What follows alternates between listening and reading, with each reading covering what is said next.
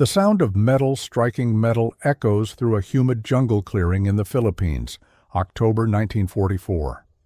Lieutenant Hiroshi Yamada presses himself against a fallen log, his Type 100 submachine gun trembling in his hands. 20 meters away, an American Marine advances through the undergrowth, Thompson's submachine gun at the ready. Yamada takes careful aim, squeezes the trigger. The 88 22mm Nambu rounds whisper from his barrel at barely 300 meters per second, hardly faster than a well-thrown baseball. The Marine doesn't even flinch. The bullets that were supposed to stop an enemy have barely enough energy to penetrate a heavy jacket. Yamada's training had taught him that Japanese engineering was inherently superior. His weapon, he had been told, represented the pinnacle of his nation's technical achievement. The reality unfolding before him would shatter that belief in ways that ammunition never could.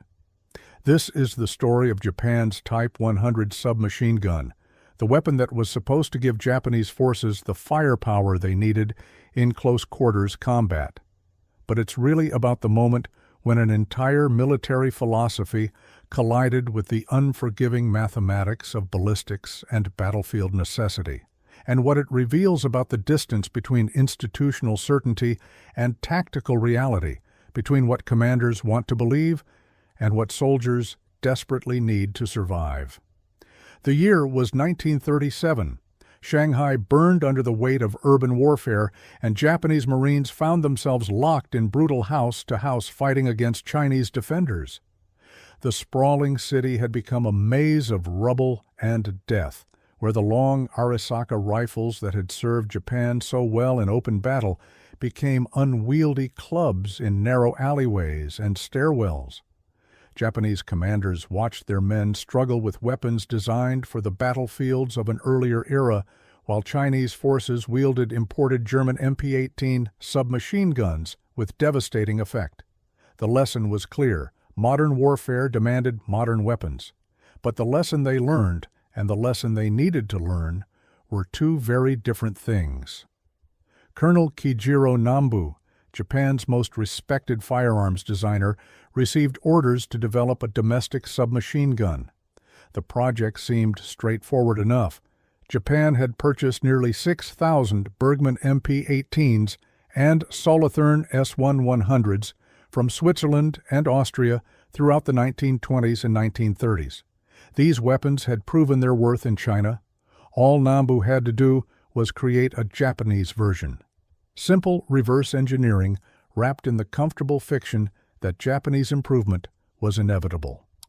But from the very beginning, the Type 100 project revealed something troubling about Japanese military thinking. The weapon wasn't treated as an urgent priority. It wasn't given the resources, the attention, or the industrial commitment that its potential importance demanded. Instead, it was treated as an interesting side project, a technical exercise rather than a critical military necessity. The psychological foundation of this indifference ran deeper than simple bureaucratic inefficiency. The Imperial Japanese Army's doctrine was built around the mythology of superior fighting spirit compensating for material disadvantages. Japanese soldiers were taught that their spiritual strength, their willingness to endure hardship and die for the emperor, made them inherently superior to any enemy, regardless of equipment disparities. Submachine guns represented a philosophical challenge to this worldview. They were weapons of volume, not precision. They acknowledged that battles could be won through raw firepower, rather than moral superiority. To fully embrace the submachine gun would have been to admit that spiritual advantages had practical limitations. By 1940, Nambu had completed his design. The Type 100 was mechanically competent, a straightforward blowback-operated weapon that borrowed heavily from the proven Bergmann design. It featured a distinctive curved magazine, chrome-lined barrel to resist tropical corrosion, and even provision for a bayonet, because no Japanese weapon could be considered complete without the ability to conduct the spiritual purification of close combat. Early models included a bipod and adjustable sights calibrated to an optimistic 2,500 meters, revealing the fundamental misunderstanding of what a submachine gun was supposed to accomplish. These weren't features born from battlefield experience. They were compromises between what the weapon needed to be and what Japanese military culture could accept. The Type 100 was adopted for service in summer 1940, but adoption and commitment proved to be entirely different concepts. Between 1940 and 1943, fewer than 1,000 units were produced under what officials termed a low-priority contract. The phrase itself tells the entire story. While German factories were churning out MP-40s by the hundreds of thousands, while American plants prepared to manufacture 1.5 million Thompson submachine guns, Japan treated its only indigenous submachine gun as an afterthought. The numbers reveal the depth of institutional denial. A military force preparing to fight across the jungles of Southeast Asia and the Pacific Islands, environments perfectly suited to submachine gun tactics, had equipped fewer soldiers with these weapons than most European armies assigned to a single division. But the most telling failure wasn't in production numbers, it was in ammunition selection. The Type 100 was chambered for the 8-Gauge 22mm Nambu cartridge, the same round used in Japanese pistols. This decision would prove to be the weapon's fatal flaw, both literally and metaphorically. The 8-meter Nambu produced barely 200 foot-pounds of muzzle energy, less than half the power of the 19mm Parabellum used by German MP-40s, less than a third the stopping power of the 45 ACP rounds fired by American Thompsons. Contemporary tests would show that 8mm Nambu rounds had roughly half the wood penetration of 9mm Parabellum, making them nearly useless against any form of cover or protection. Here we need to pause and understand something about the psychology of institutional decision-making. When organizations make choices that seem obviously flawed in retrospect, those choices are rarely the result of ignorance. They emerge from the collision between what people know to be true and what they need to believe to maintain their sense of identity and purpose. The Imperial Japanese Army knew that more powerful cartridges existed. They had tested German and American ammunition extensively. They understood ballistics. But acknowledging the superiority of foreign ammunition would have meant admitting that Japanese industrial capacity lagged behind that of their potential enemies.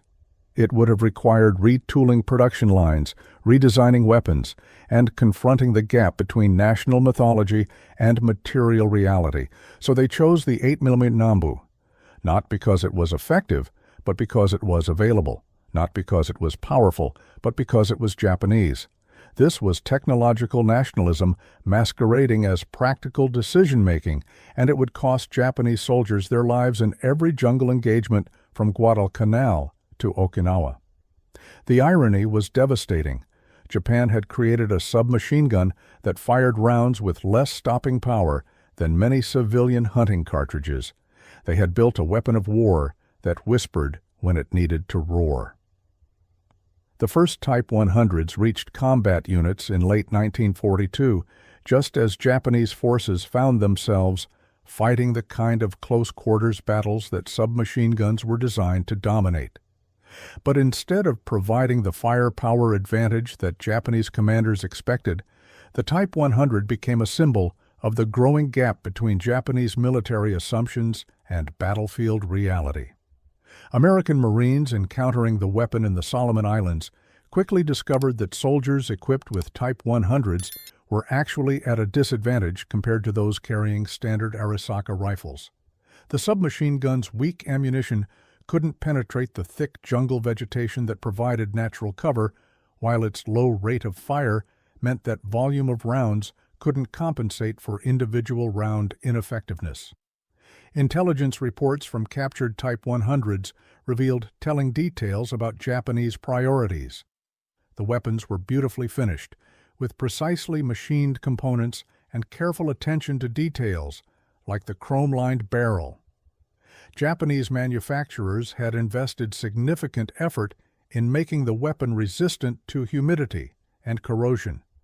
They had created a submachine gun that could survive decades in a tropical environment, but couldn't stop an enemy soldier wearing a heavy jacket. The craftsmanship was exquisite. The lethality was negligible. This represented a fundamental misunderstanding of military priorities, wrapped in the comforting, familiar language of Japanese attention to detail and superior manufacturing quality. Marine Corps after-action reports from Guadalcanal and Bougainville described encounters with Japanese forces armed with Type 100s in terms that revealed the weapon's tactical inadequacy. Standard American military jackets were proving sufficient to stop 8mm Nambu rounds at ranges beyond 50 meters.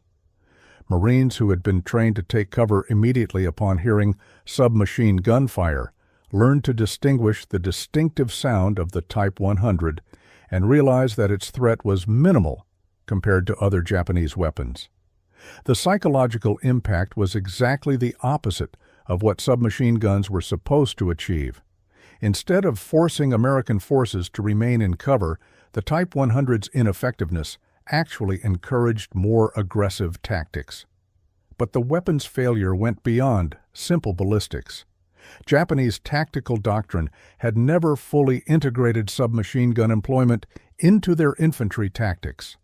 Soldiers issued Type 100s received minimal training on urban combat techniques, room-clearing procedures, or the aggressive movement tactics that made submachine guns effective. They were given a close-quarters weapon and trained to use it like a rifle. The bipod and long-range sights weren't just mechanical anachronisms, they were symbols of the Japanese military's inability to accept that some situations required abandoning traditional notions of precision and discipline in favor of overwhelming firepower at intimate ranges.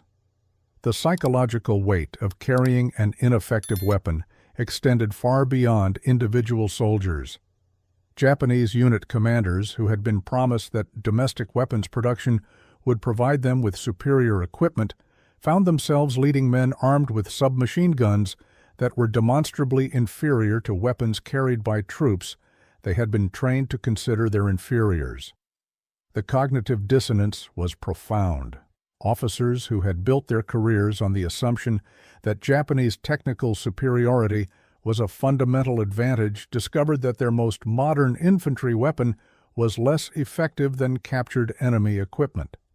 Some units began requesting Arisaka rifles to replace their Type 100s, preferring the bolt-action weapon's reliable penetration over the submachine gun's inadequate firepower. By 1944, with American forces closing in on the Japanese home islands and the need for defensive weapons becoming desperate, Japanese military authorities finally acknowledged the Type 100's shortcomings, but their solution revealed how deeply institutional thinking had become corrupted by the need to maintain face while addressing obvious failures. Instead of abandoning the fundamentally flawed 8mm Nambu cartridge, they decided to simplify the weapon's manufacture and increase its rate of fire. The Type 144 variant eliminated the bipod, simplified the sights, and boosted the cyclic rate from 450 to 800 rounds per minute. The theory was that volume of fire could compensate for individual round weakness. This decision demonstrated a profound misunderstanding of both ballistics and battlefield psychology. Doubling the rate of fire meant that soldiers would burn through their limited ammunition twice as fast, while achieving no improvement in actual lethality. The 8mm Nambu rounds were still inadequately powered, regardless of how quickly they were fired. Worse, the simplified manufacturing meant that quality control suffered just as demand for reliability reached its peak. Late-war Type 100s showed evidence of hasty production, rough welds, poorly finished stocks, and inconsistent tolerances that led to increased jamming and mechanical failures. The contrast with American weapons production was stark and psychologically devastating for Japanese forces. While Japan struggled to manufacture 8,000 Type 144s between 1944 and 1945, American factories were producing Thompson submachine guns at a rate of more than 50,000 per month.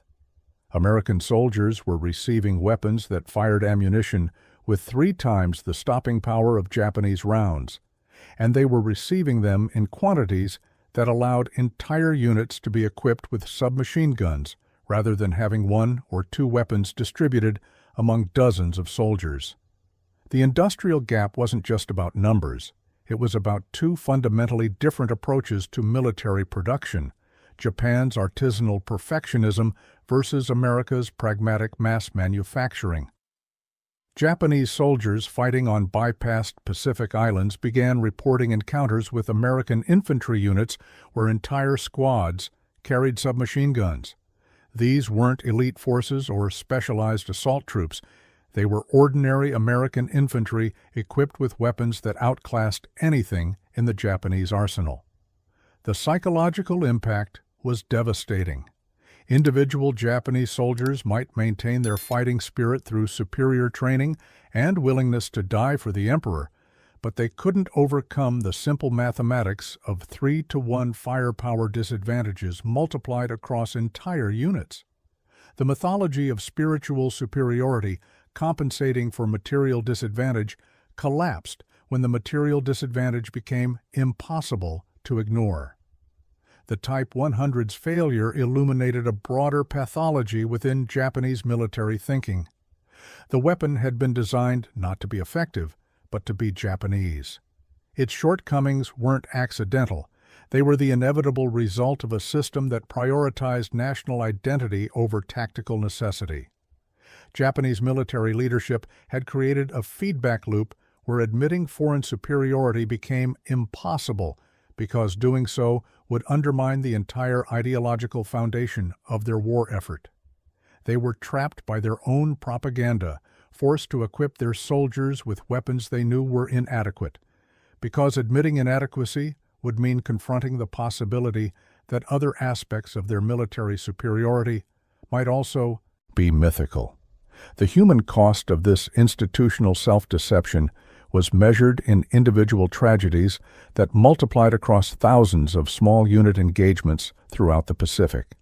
Japanese soldiers found themselves in close quarters, battles armed with weapons that gave them no advantage over enemies who often had never fired a shot in anger before entering combat. The Type 100's weak ammunition meant that even perfectly aimed shots might not stop an attacking enemy, while return fire from Thompson submachine guns or M1 Garands could penetrate any cover available in typical jungle terrain. Japanese forces were psychologically prepared to die for the emperor, but they had never been prepared to die uselessly, armed with weapons that reduced their effectiveness below that of troops they had been trained to consider inferior. Unit histories from the Philippines campaign reveal the psychological progression of disillusionment among Japanese forces equipped with Type 100s. Initial confidence in superior Japanese engineering gave way to frustration with jamming and mechanical failures. Frustration evolved into desperate attempts to modify the weapons or acquire captured American equipment. Desperation finally transformed into a grim acceptance that institutional failure had doomed them to fight a modern war with obsolete tools. By late 1944, many Japanese units were deliberately abandoning their Type 100s in favor of captured Thompson submachine guns, even though using enemy ammunition made resupply impossible. They preferred effective weapons they couldn't maintain over ineffective weapons they could. The captured American weapons provided brutal education in what submachine gun design could accomplish when effectiveness took priority over national identity. Thompson submachine guns firing .45 ACP ammunition would punch through cover that stopped 8mm Nambu rounds completely. The psychological effect was profound. Japanese soldiers discovered that American industrial capacity hadn't just outproduced Japanese manufacturing, it had fundamentally outdesigned it. The Thompson represented a different philosophy of weapons development, one that prioritized battlefield effectiveness over mechanical elegance, practical lethality over theoretical precision. This wasn't simply a matter of different engineering priorities. It revealed fundamentally different relationships between military institutions and objective reality. American weapons development had been shaped by direct feedback from combat veterans and industrial engineers working together to solve practical problems. Japanese weapons development had been filtered through layers of institutional hierarchy that prioritized maintaining ideological consistency over incorporating uncomfortable facts. The Type 100 hadn't failed because Japanese engineers lacked technical skill. It had failed because Japanese military culture couldn't tolerate admitting that other nations might have superior solutions to shared problems. The final production run of Type 144s in early 1945 represented the bitter end of institutional delusion.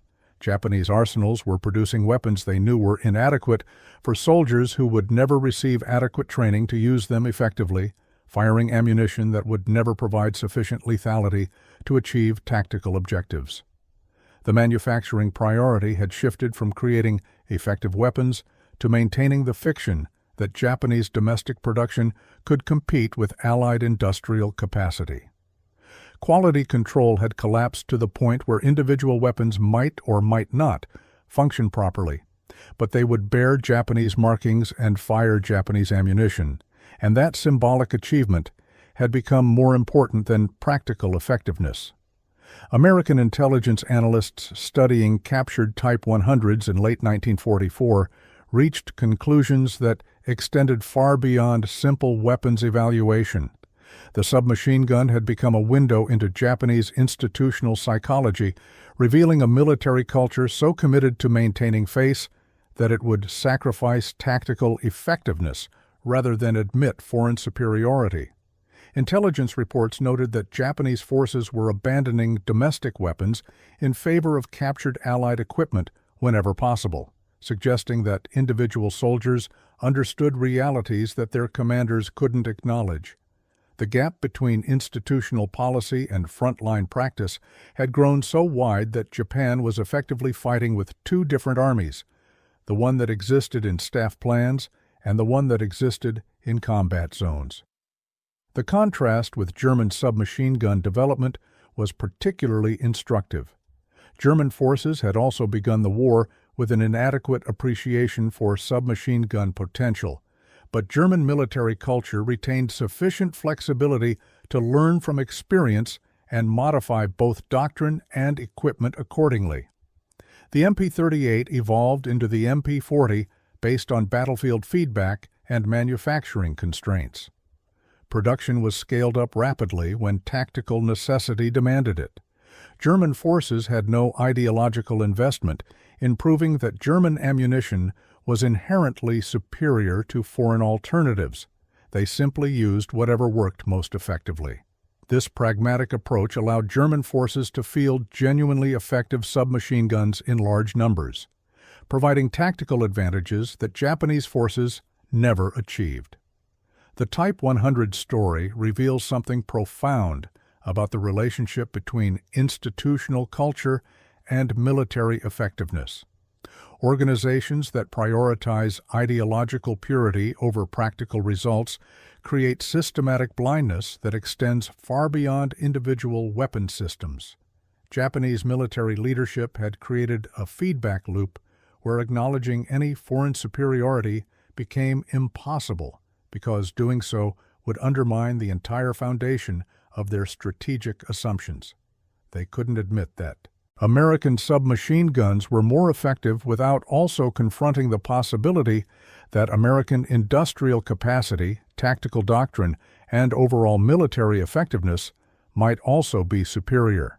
This psychological trap extended throughout Japanese military decision-making. The same institutional pressures that led to the Type 100's inadequate cartridge selection also influenced aircraft design, naval construction, and strategic planning. Japanese military culture had become so invested in maintaining the mythology of inherent superiority that it could no longer process information that contradicted that mythology. Evidence of foreign advantages was either dismissed as propaganda, explained away through rationalization, or simply ignored when explanation proved impossible. The result was a military establishment that fought an increasingly modern war with increasingly obsolete assumptions. The individual soldiers who carried Type 100s into combat paid the ultimate price for institutional delusion. They found themselves in close-quarters battles where their weapons gave them no advantage over enemies who might be fighting their first engagement. The 8mm Nambu ammunition that their commanders had assured them was adequate proved insufficient to penetrate even light cover or heavy clothing. Their weapons jammed more frequently than captured Allied equipment, required more maintenance in field conditions, and provided less stopping power than many civilian hunting rifles.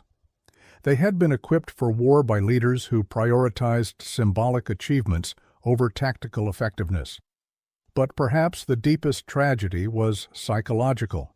These soldiers had been raised on the mythology of Japanese technical superiority. They had been taught that their willingness to die for the emperor, combined with inherently superior Japanese engineering, would provide decisive advantages over any enemy. The Type 100's failures forced them to confront the possibility that they had been systematically lied to by institutions they had been trained never to question. The weapon didn't just fail mechanically, it shattered the ideological foundation that made their sacrifices meaningful. By war's end, fewer than 27,000 Type 100s had been produced in all variants combined. American factories had manufactured more than 1.5 million Thompson submachine guns during roughly the same period. The production numbers tell the story of two fundamentally different approaches to military industrialization. Japanese manufacturing had prioritized artisanal quality and symbolic achievement. American production had focused on delivering effective weapons in quantities sufficient to equip entire armies.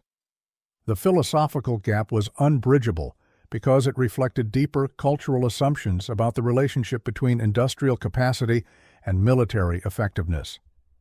Post-war analysis revealed that the Type 100's problems extended beyond simple engineering choices. The weapon represented a systematic failure of Japanese military culture to adapt institutional priorities to battlefield realities. Japanese forces had spent 4 years fighting increasingly desperate defensive battles while equipped with weapons that their own commanders knew were inadequate. The cognitive dissonance required to maintain institutional coherence while acknowledging tactical failure had created a culture of systematic self-deception that infected every level of military decision-making. The Type 100's legacy extends far beyond World War II weapons development. It stands as a case study in how institutional culture can create systematic blindness that prevents organizations from processing information essential to their survival. Japanese military leadership had created feedback mechanisms that reinforced comfortable assumptions while filtering out uncomfortable facts. They had built a system that prioritized maintaining ideological consistency over achieving practical objectives. The result was predictable: tactical failure, strategic confusion, and ultimate institutional collapse. Modern military organizations study the Type 100's development as an example of how institutional pathologies can corrupt technical decision-making. The weapon's inadequacies weren't the result of insufficient engineering expertise or limited industrial capacity. They emerged from a military culture that couldn't tolerate admitting foreign superiority in any area because doing so would undermine the entire ideological foundation of Japanese military identity. The submachine gun became a symbol of the distance between what institutions need to believe about themselves and what reality demands for effectiveness. The individual stories of soldiers who carried Type 100s provide the human dimension to institutional failure. These men had volunteered or been drafted to fight for their country, and they had been equipped with weapons that reduced their effectiveness below that of forces they had been trained to consider inferior. They faced impossible tactical situations armed with submachine guns that couldn't penetrate cover, ammunition that couldn't stop attackers, and institutional support systems that couldn't acknowledge the growing gap between battlefield requirements and available equipment. Their courage and dedication couldn't overcome the systematic failures of the military establishment that had sent them into combat. In the final analysis, the Type 100 submachine gun failed not because Japanese engineers couldn't build effective weapons, but because Japanese military culture couldn't tolerate the psychological implications of building them effectively. Creating a genuinely competitive submachine gun would have required acknowledging foreign superiority in ammunition design, accepting industrial limitations, and abandoning comfortable assumptions about inherent Japanese technical advantages.